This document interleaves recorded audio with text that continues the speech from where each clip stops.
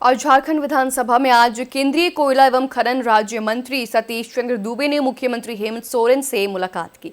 मुलाकात के बाद सीएम हेमंत सोरेन ने बताया कि बैठक में कोयला से जुड़े मुद्दों पर चर्चा हुई है। उन्होंने कहा कि कुछ समस्याएं केंद्र की ओर से हैं और कुछ हमारी ओर से है, उन पर मिलकर समाधान निकालने की बात हुई है।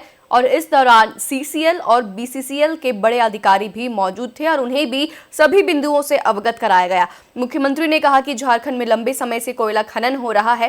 पहले केवल धनबाद तक ही सीमित था, लेकिन अब बोकारो, रामगढ़, हजारीबाग, चतरा, लोहरदगा और पलामू तक फैल चुका है। उन्होंने यह भी जोड़ा कि यह केवल कोयले तक सीमित नहीं है, बल्कि आयरन, बॉक्साइट समेत कई खनिजों का खनन राज्य में हो रहा है। खनन से बड़ी संख्या में लोग विस्थापित होते हैं और ऐसे में उनकी समस्याओं का समाधान कैसे हो, इस पर आगे गंभीर चर्चा की जाएगी। सर, किसानों पे जो चर्चा है,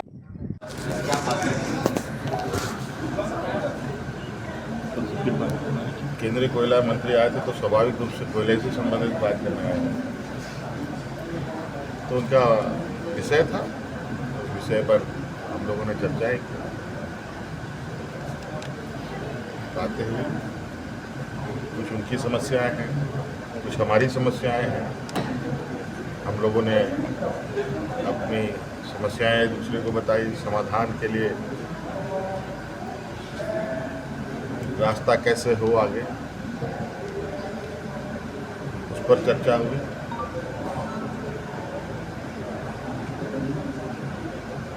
सीसीएल, बीसीसीएल के वरीय पदाधिकारी भी रहे, उनको भी सभी चीज़ों से अवगत कराया गया।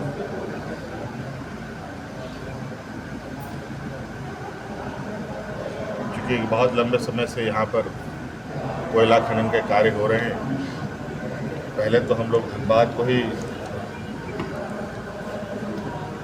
कोयले का भंडार समझते थे, अब ये फैलकर लगभग बड़े पैमाने में विभिन्न जिलों में जा चुका है।